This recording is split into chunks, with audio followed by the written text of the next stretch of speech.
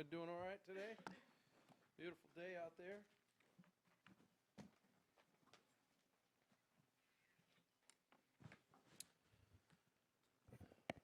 Okay, we're good. So is that going to help the camera angle? Moving a seat? I thought about it, but it's such bad video anyway. Is that right? It's not working. It's not working. Are you gonna catch it for not shooting it? I don't know. All right. Try it I'll cover for you. evaluate. I'll tell you, we no videos from phones. How's that? We went ahead and made that rule. That just helped you. That would help. Can we help these guys, please? All right.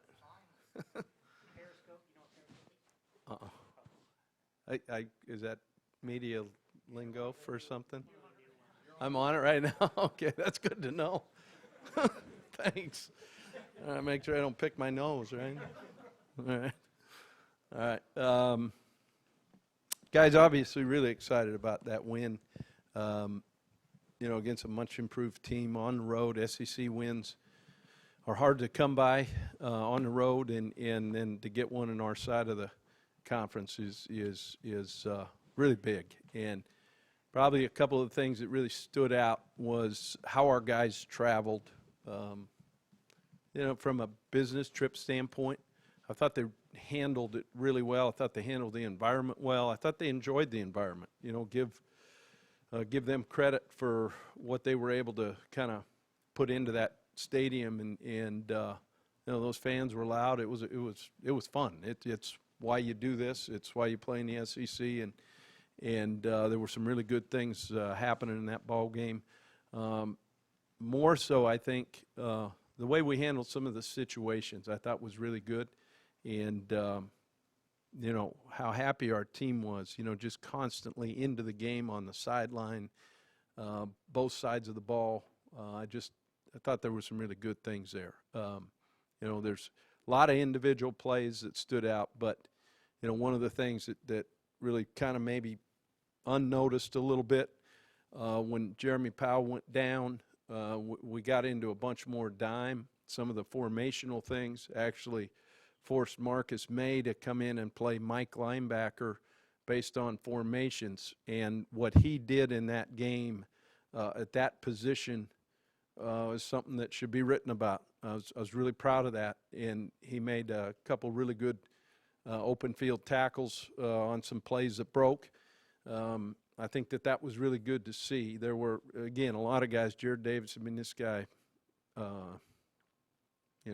Antonio, obviously the guys up front, forcing them in from a year ago. I think our secondary, gave up 360 against them a year ago, only gave up, 8 completions or something like that. That really speaks volumes, I think, for where we are. Offensively, didn't obviously do what we need to do in the red area to capitalize on field position. The one good thing is, we flipped the field position. We forced some long fields, and we've got to do that to win games as we get better on that side of the ball. Turning the ball over is something you just can't do down there, and yet we'll learn from it. Obviously, Will went the whole game. Don't read anything into that as far as how this goes this week. We'll decide as we move forward, and guys, that's something we'll talk about as we go. And I wouldn't look into that more than, we were kind of in the flow there a little bit. Thought we had a really good drive right before half that ate up a bunch of clock, allowed us to punch the ball across the end zone. Great run, really good blocking up front. KT hit it the way he's supposed to hit it and scored, and didn't leave them much time on the back end to be able to come down and score. So very happy about the win, and yet, as soon as it was over, it was time to tear that one off, learn from it, and move forward to what should be a really fun ball game. Again, SEC Conference in the Swamp. We're really looking forward to having our fans come out and making this one of the most feared places to play, and for us, elevating our guys as we look forward to it. It's really interesting. you put yourself in position by winning ball games to play in bigger ball games. And yet this is the biggest game of the season because it's the next game. And that the game will come on Saturday. There's no doubt about it. Where we win the ball game is things that we've done in preparation all the way back from spring ball, two-a-days, some of the things that we do to get ready for a 3:30 start. And, for us, it'll be interesting to see how we come in and approach today, because we'll never get today back again. So for us, learning from some preparation things the week before, I think will be really good. This is a team offensively. Their quarterback gets this thing going. He takes care of the football. He makes great decisions for them offensively. Obviously, the two running backs, Hurd and Kamara, an Alabama transfer, they're what you expect in this league, and they're going to play a long time beyond this league. They're really, really good players. We've got to be really good tacklers this week, and hopefully not give them a bunch of gaping holes because they can hurt you and they can finish. Fun to watch. Their receivers, big, physical. Obviously, Pig is Howard, a Florida guy, does a great job for them as well. But big physical guys. I know Butch, has a lot of receiver background in him as a coach, and you can tell the way those guys play fundamentally and get after you. And, they're not turning the ball over. I think that goes back to the credit of what they're doing. Their tight end creates. They stay in blue personnel or 11 personnel a lot, but they're able to create because of him, very similar to what we saw earlier this year. So we've got our work cut out for us on the pop stuff and the multiple formations that they'll do that way. Big up front. Our D-line's got to maintain gap control. That's got to be something big. It hurt us a little bit in this last game.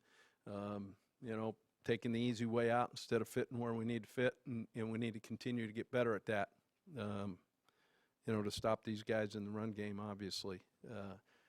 Defensively, you can tell that they have recruited to the SEC level. Very athletic.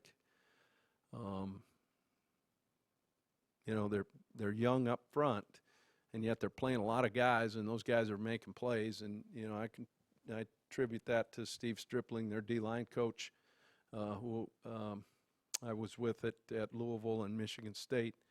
One of the best in the business, and you can tell how disciplined they play up front and how hard they play up front. They do a great job there. The turnovers that they're creating, I know they're like a +5 in the turnover ratio or something to that effect, but defensively they're getting the ball back, and that speaks to what they're doing. We got veteran defensive coaches that know how to attack SEC offenses, and they're fun to watch. It's entertaining, and one thing when you watch as much film as we do, it's kind of fun to watch good teams play.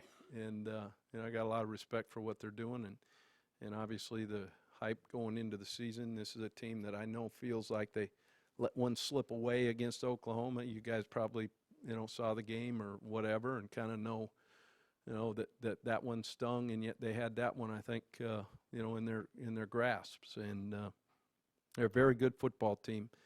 Their return game scares you a little bit. They've flipped fields and have scored with both kickoff return and punt return. So this will be fun, and look forward to our fans coming out and having a great Saturday.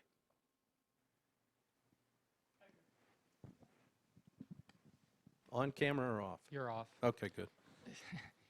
So undecided on quarterback. Yeah. We're going to play it the way we play it, and we just felt, like I said, in the last game, Treon had, there were some opportunities we probably and maybe should put them in. I mean, that's the way it goes. Is we kind of get a feel for it, and that's what we talked about. And yet, there's some things we got to really work on at that position. And the other thing, working on, what do you, what's the kind of the core reason for the penalties and especially like the formational ones? Is that youth? Yeah, I think a what- little what bit, is- and you know, we got in and out of some things. You know, a couple of those we took some delay at games, a couple of them actually on purpose, and then you know this is the first time we totally used silent the whole game. Our two young tackles, you know, moved a little bit. The type of penalties is what I'm getting at are very correctable, and you know, I don't think, you know, that running into the punter one, I'm still scratching my head on how he did that, but it ended up not, you know, killing us, I guess, you know, so no, I thought we played the game pretty darn good, and was happy with, you know, how we did it. Yeah, you talked about their special teams being scary, and they've had a lot of big plays. And your special team so far, I would say, would be a mixed bag. Missed field goals. Brandon bringing the ball out the other night when he shouldn't have, probably. Yeah, and Valdez has got to hold him up with two hands and not one. It's something we need to be aggressive with, and that's all part of being a first-time returner. The missed field goals are something that are starting to become a concern. I'll be straight up, and you know, the low trajectory. I mean, it's not like there's a block issue in there. You know, I mean, as far as, you know, Right. the schematics of the protection, we need to get better at it. That delay of game should have never happened, and you know, some of those things are awareness that we need to continue to work on. You know, at the same time, I thought Antonio, you know, flipped field for us in punt return. You know, we finally got one that kind of gave us a return ball. You kind of need those in punt return, and that was really good to see. So, yeah, we're playing a lot of guys there, and I think the important thing is for us is to understand that rep is as important, or if you're playing fourth down defense or, you know, third down offense. You know, taking pride in that spot is something that we're continually working on, and I believe it's going to be a positive thing for us. Can you talk about the way Jared Davis has played the last two Yeah. games, especially? Fun, isn't he fun to watch?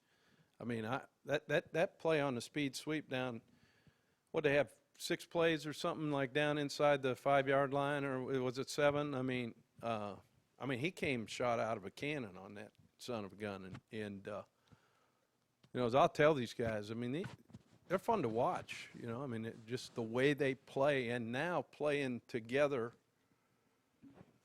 you know, and being happy for each other and their success.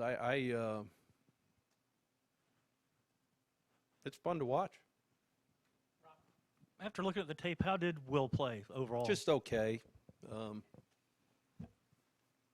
You know, does a great job on the first touchdown, not forcing a pass that isn't there and going and creating a play.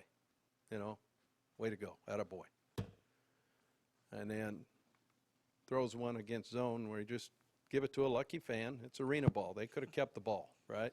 Just give it to a lucky fan. And but those are things you learn from, and you know, good thing it didn't come back and bite us. And how good is John Bullard playing right now? Wow. How important is he? Wow. And not only that, but his leadership. I think this is something that his day-to-day work habits are something that affect that whole group. I thought Caleb Brantley really played discipline and made a couple real good plays too. And I can go on and on with that group, but you know, it starts with John and what he's doing in preparation. It's not the game. The game's easy if you take care of today, and that's what he's really done. You mentioned Callaway flipping the field. What do you have to say about his performance on Saturday? Antonio, I'm sure glad he's a Gator, and we knew that when we recruited him, and you're going to see more and more get-it-tos for him as he kind of still learns and does things. He's a guy that it's really important to. I mean, you can see his study. When you're in practice, he doesn't take a play off, and he's going to make a mistake here and there in practice, but he wants to correct it. It's important to him, and this team's important to him. And, yeah, I kind of like number 81. Yeah. Jim, obviously the offensive line has struggled a lot in the past 2 games, but you guys are playing true freshmen, a lot of underclassmen who haven't played much at all. Yeah, prior to we're this year. finally starting to get some playing time reps. Yeah. What did we say when we started? We had 10 games, Yeah. and Well, 2-part question I wanted to ask Yeah. you. Do you feel like, one, is the issues there, is it any lack of talent, or is it just experience? And 2, how much can a unit like an offensive line improve over the course of the season? That's one that you can continually improve with your technique, working with each other, communication. You know, we're going to start to play some, you know, real D linemen, you know, some glass eaters and fire breathers. And, you know, you're going to have to get off the ball and play with pad level and get your second step in the ground and snap your hips. And, you know, part of that comes with just experience doing it over and over and over and over. And so when we do our team run, which is goods on goods, every week, 3 days a week, doesn't matter what the defense is. I mean, that's irrelevant. Okay, they're either going to be in over, under, odd, or sink. There's no other front known to mankind. All right, so I don't care what they're in. Your rules handle it. Your communication handles it. Now let's get off the ball and go move somebody. And that's what we've got to do. I think we've done that a little bit on the edges. Probably haven't done that as well inside. We've popped a couple, but, you know, controlling the line of scrimmage, we just keep working at it. And I'm not sure how much you've noticed it, but dating back to last season, DeMarcus Robinson's had a tendency to, when he catches the ball and goes on a run, to hold it with one hand. I'm glad you saw it. Has your staff Yeah. talked to him about that? As Ball a concern? security. Yeah. Yep. No, I don't say anything to him. I just let him. I just go ahead and let him do what he wants to do, right? So, I mean, you know, come on, really. I mean, yeah. I mean, obviously it's Well, not he's good. made it. He made it. And to this you know past what? Saturday. Here's the thing. It's going to hurt him if he wants an opportunity to play at the next level. Yeah. Here's the thing you got to understand. Whatever you put on film is being looked at. Be proud of what you put on film. Obviously, Saturday was Martez Ivy's debut. Just how would you evaluate his performance against Kentucky? You know, I thought he, you know, knocked off some rust. I think he blew him off the ball pretty well. He did a really good job of you know, creating some push. And, you know, his quickness, he did good. Sharp did good. You know, I think we're developing, you know, a little bit of being able to keep guys fresh there. Mason Halter. You know, we've got to figure out that group of 5 that, you know, and yet kind of going into it, what we talked about a little bit is trying to make sure we get 8 or 9 and then be able to play our best guys. Will Greer isn't exactly high and tight either when he's running with the ball. You know, ball security, that's what it, and you know what, it happened, obviously, the ball security issue in the first game. You know, we weren't and didn't pull the ball through. You know, it shows up, and sometime it's going to come up and bite you. But, you know, we do the drills, and hopefully it becomes a habit that you do it correctly. You go from last week, the big streak, this week another 10-game streak against Tennessee. Do you guys use that in any way during the week as motivation, saying, hey, these guys are coming after you because they're hungry? Well, you know, I can speak to the last one. You know, Calvin, the state trooper, you know, big Calvin. So, you know, there's a lot of things that are going on in your mind before you head onto the bus, before you go to the stadium. And, of course, he reminds me that they have an exit plan because they may rush the field when they beat us. He said win? Uh-huh. And I'm like, Calvin, wait a minute, man. I thought you were on our team, right? So,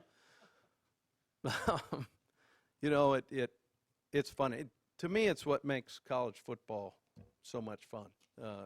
Rivalries, streaks, whatever they are, and yet, no matter what, every coach will tell you, each game is an individual event. You know, it's a different set of players. It's all that. And I think the fun part is it allows, I don't know, the public, you guys, you know, it gives you something to write about. It gives you something to read about. And I think that's what it is. And yet, you know, I'm sure he's telling his guys, now I know, you know, they've done an extra rep every week for us or whatever. That's great. And I just believe in, if you take care of now, the game's going to come no matter what. Just don't get caught up in all that and focus on the now. And that's what we try to do. Human nature, but you got to be disciplined. Jordan Scarlett had been coming on the first 2 games, didn't get any carries last. He'll play this week. Last week. Yeah, he'll play. He's got to continue to do good in practice, and we need him, so he'll play. So it was just an issue in practice last Yeah, week? you know, consistency, ball security. I think we talked about that a little bit. You got to do it every day, and I'm sure glad he's here. He's going to be a really good player for us, and it just the moment didn't come in that ball game. Is that typical for a freshman to kind of go through? I don't know. I think everything's different. You know, we all try to categorize things. I don't know that that's typical or atypical. Everything everybody's different. You know, we all have different fingerprints. You know, we all try to lump all this into one all the time, but everything's different. Jim, you mentioned Marcus May. It seemed like both him and Keanu Neal really helped you guys coming up in run support. Can you just speak to that? Look, our pursuit, and when you, at the end of every play, there's a lot of our colored jerseys around the ball, and that just speaks for how hard we're playing, and even same thing at the end of plays on offense. You know, there's guys gutting it out, and you know, we got some things we got to clean up, but you know, you can't take how hard our guys are playing on each individual play, and that's going to help in the long run. And then do you have a Monday injury update? I do. As a matter of fact, I knew you were going to ask. You're my injury guy. I've got that figured out. Rather than even go to it, I'll just wait from now on. Okay, the injury guy, right? Is that your hashtag, injury guy? I got you. So Case Harrison's getting his thumb screwed together today or tomorrow.